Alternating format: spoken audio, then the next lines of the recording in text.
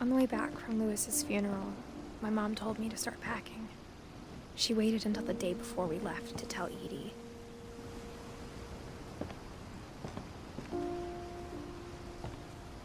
I'm not sure if she wanted to make it easier or harder.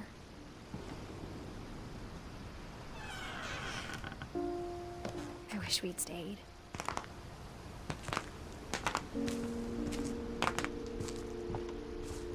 But I understand why we left. My mom ended up leaving everything behind.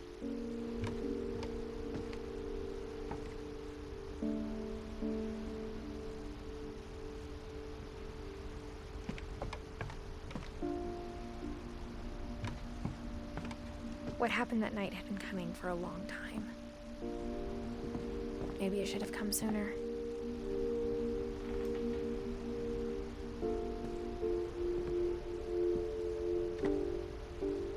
But it had to end one way or another. All that's left now is to tell you about that last night.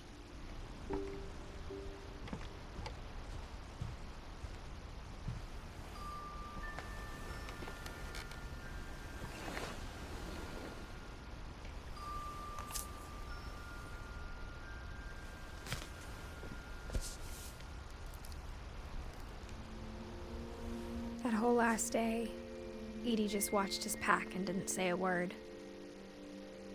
Until supper, when she raised her glass and said, "To our final night together, and all our final nights apart." Grandma, you know what I said about alcohol. Some of your medications are very Edith, specific. I left a present for you in the hallway. Why don't you go open it? The grown-ups have to argue now. I'm sorry, you're right. We're all leaving tomorrow. Let's just enjoy our last... I'm not leaving. Edith, you're excused.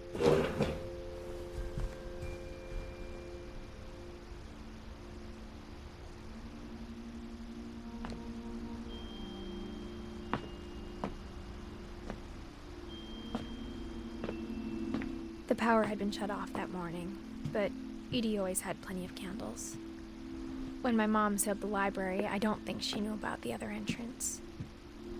Or that Edie had a key to it.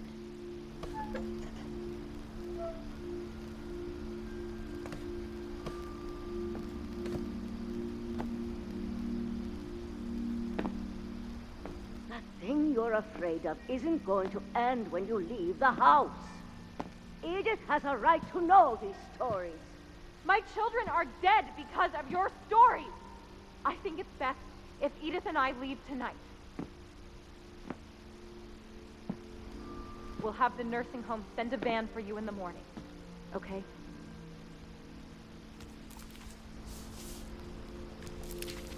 Dear Edith, there's so many stories I wish I could tell you, but there's only time for one. This is about what happened on the night you were born. That night, the tide went way, way out.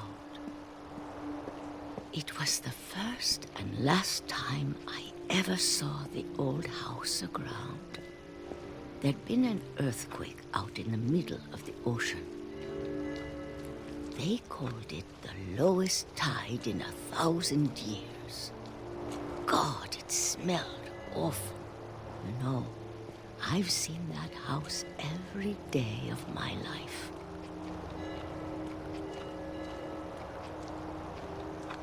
But I never thought I'd go back to it. When the fog rolled in, I lost my way.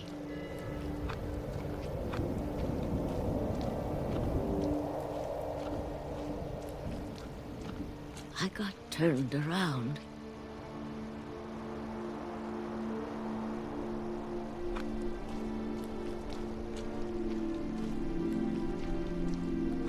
I started seeing things.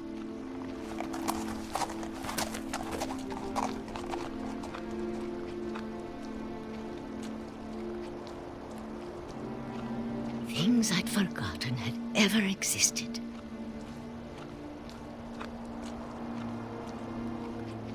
But when I saw them, they felt like old friends. that night, a lot of things came back to me.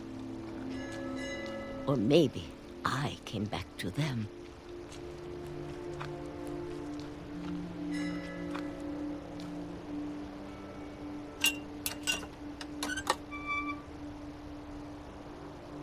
Things I can't explain, but that I need you to try and... Edith, what are you doing in here? It's mine. Edith! Mom, you're gonna rip it! Let go! I kicked and screamed, but Mom dragged me to the car.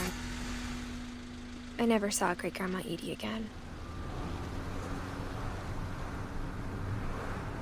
The next morning, the van came to pick her up, but she was already gone.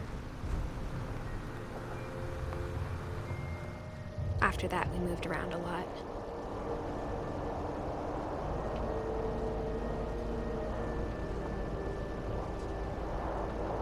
We both tried to make the best of it.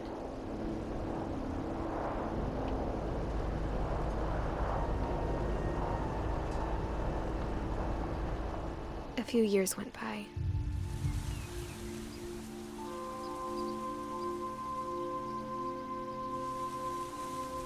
My mom didn't like to talk about it, but she started getting sick a lot. The rest happened pretty quickly. She got better for a while, and then she didn't.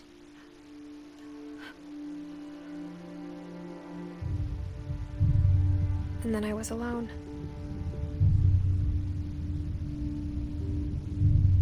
The last Finch left alive.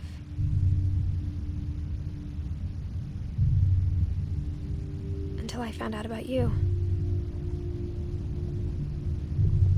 I'm still not sure what to tell you about all this. If we lived forever, maybe we'd have time to understand things. But as it is, I think the best we can do is try to open our eyes. And appreciate how strange and brief all of this is.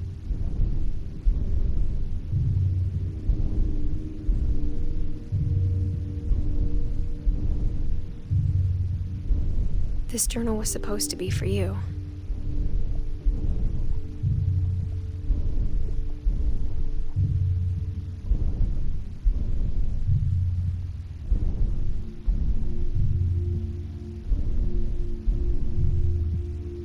But now I hope you'll never see it. I just want to meet you and tell you all these stories myself. But I guess if you're reading this now, things didn't work out that way.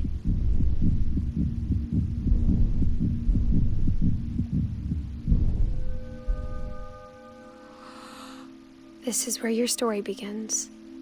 I'm sorry I won't be there to see it. It's a lot to ask, but I don't want you to be sad that I'm gone. I want you to be amazed that any of us ever had a chance to be here at all. Good luck.